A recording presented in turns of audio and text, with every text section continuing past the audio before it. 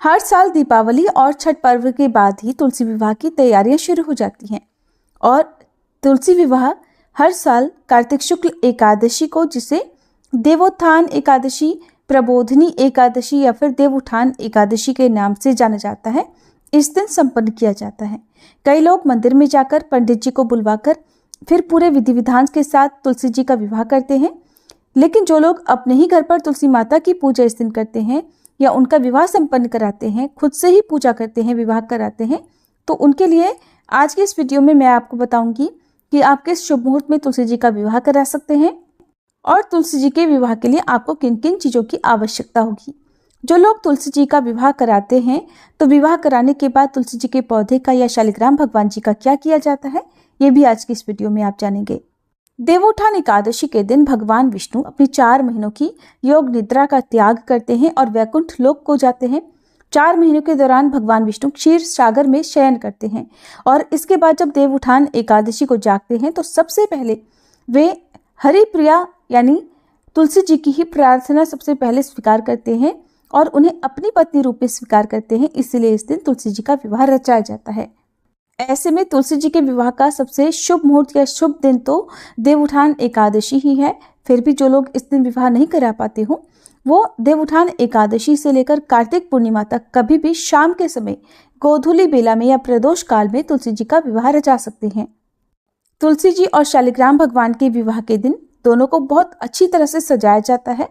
तुलसी जी के पौधे को इस दिन स्नान कराना चाहिए, पत्तों को अच्छी तरह से धोना चाहिए। इस दिन आप तुलसी जी में जल अर्पित कर सकते हैं, क्योंकि यही एकमात्र दिन ऐसा होता है जिस दिन तुलसी जी के पौधे में जल भी अर्पित कर सकते हैं। क्योंकि वैसे तो महीने की दोनों ही एकादशी के दिन ऐसा विश्वास है, ऐसी धारणा है कि तुलसी माता भी निर्जला व्रत रखती हैं और वे भगवान विष्णु को ही पति रूप में प्राप्त करने के लिए व्रत रखती हैं। तो ऐसे में आज के दिन उनकी मनोकामना भगवान विष्णु पूरी कर देते हैं, स्वीकार कर लेते हैं। इसलिए आज के दिन तुलसी जी को जल अर्पित किया जा सकता है, दूध और जल से सींचा जा सकता है और उनका विवाह भी इसीलिए इस दिन कराया जाता है।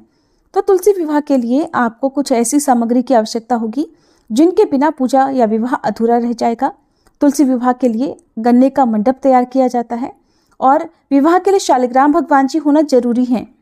शालिग्राम भगवान जी एक पत्थर का रूप होते हैं, तो आप शालिग्राम भगवान जी यदि कहीं से ला रहे हैं, मंदिर से लेकर आ रहे हैं या अपने आसपास किसी घर से लेते हैं, तो अच्छे से चेक जरूर कर लीजिएगा कि वे असली शालिग्राम भगवान जी हो। और शालिग्राम भगवान जी यदि आपके पास नहीं है तो आप भगवान विष्णु की प्रतिमा या फिर तस्वीर से भी तुलसी माता का विवाह करा सकते हैं। तुलसी जी का विवाह यदि आप करा रहे हैं तो विवाह के बाद तुलसी जी के पौधे को आप मंदिर में दान कर दें। घर पर तुलसी जी के पौधे को इसलिए नहीं रखा जाता है क्योंकि ऐसा कहा जाता है कि जब हम घर पर कन्या का विवाह करते हैं, बेटी का विवाह करते हैं, तो बेटी के विवाह के बाद उनकी विदाई कर दी जाती है। उन्हें मायके में इस तरह से नहीं रखा जाता। ठीक उसी तरह से तुलसी जी को भी अपनी पुत्री मानकर जो लोग उनका विवाह कराते हैं, उन्हें तुलसी जी के पौधे का गमले से ही दान कर देना चाहिए। अधिकतर लोग शालिग्राम भगवान जी भी अपने घर में रखते हैं, तो यदि आपके पास पहले से ही शालिग्राम भगवान जी हैं तो आप उनका पूजन करके शालिग्राम भगवान जी को विवाह के बाद पहले की तरह यथावत रख सकते हैं, उनका पूजन, उनकी सेवा कर सकते हैं। यदि आपके पास शालिग्राम नहीं है और आप मंदिर से लेकर आ रहे हैं तो आप पूजा करने के बाद उन्हें यथावत कुछ दान दक्षिणा सहित मंदिर में पुजारी जी को फिर से वापस कर सकते हैं। जिन भक्तों के यहाँ पहले से ही शालिग्राम भगवान जी विराजमान हैं, किसी कारण से अब सेवा करने में समर्थ नहीं है, कोई परेशानी है, तो फिर आप तुलसी जी के विवाह के बाद उन्हें भी तुलसी जी के पौधे के सहित मंदिर में पुजारी जी को दे सकते हैं, ताकि वे वहां पर उनकी यथावत पूजा और सेवा कर सकें।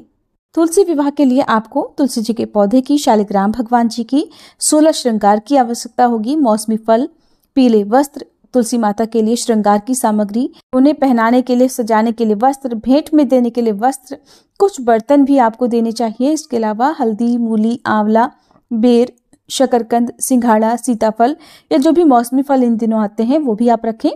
पुष्प, पुष्पमाला और फेरे संपन्न कराने के लिए आपको आवश्यकता होगी लाल पटके की, या फिर आप मौली या कलावे का भी प्रयोग फेरे कराने के लिए कर सकते हैं। भोग लगाने के लिए पंचामृत या फिर दूध से बनी मिठाइयों का भोग आज के दिन आपको लगाना चाहिए।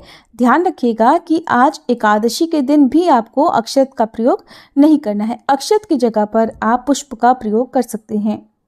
जो लोग तुलसी जी का विवाह कराते हैं उन्हें विवाह की तैयारियां पहले से ही कर लेनी चाहिए और शुभ मुहूर्त से पहले ही आपको तुलसी जी के पौधे को भी सजा लेना चाहिए। आसपास के लोगों को तुलसी विवाह में आमंत्रित करना चाहिए। धूमधाम से विवाह के गीत गाते हुए तुलसी जी का विवाह संपन्न कराने के बाद आप सबसे अंत में आरती करें। ऐसा करने से श्री हरि और तुलसी माता प्रसन्न होकर आशीर्वाद देते हैं। और इस बार साल 2024 में 12 नवंबर मंगलवार को देवउत्थान एकादशी का व्रत रहेगा और इस दिन तुलसी जी का विवाह शाम को 5:29 से 7:53 के बीच में संपन्न किया जाएगा। आज के दिन जो भी भक्त तुलसी जी का विवाह संपन्न करा रहे हो और यदि आपने एकादशी का व्रत भी रखा है तो आप शाम की पूजा करने के बाद जो भी फल या मिठाइयों का भोग आपने तुलसी माता को समर्पित किया है उसे प्रसाद रूप में ग्रहण कर सकते हैं। ध्यान रखिएगा, शालिग्राम भगवान जी के भोग में तुलसी जी का पत्ता अवश्य रखें। लेकिन व्रत रखने वाले भक्तों को आज के दिन तुलसी का पत्ता सेवन नहीं करना है। व्रत पारण करते समय ही आपको तुलसी के पत्ते से व्रत खोलना होगा। ये थी आज की वीडियो। जानकारी अगर अच्छी लगी हो तो वीडियो को लाइक जरूर कीजिएगा।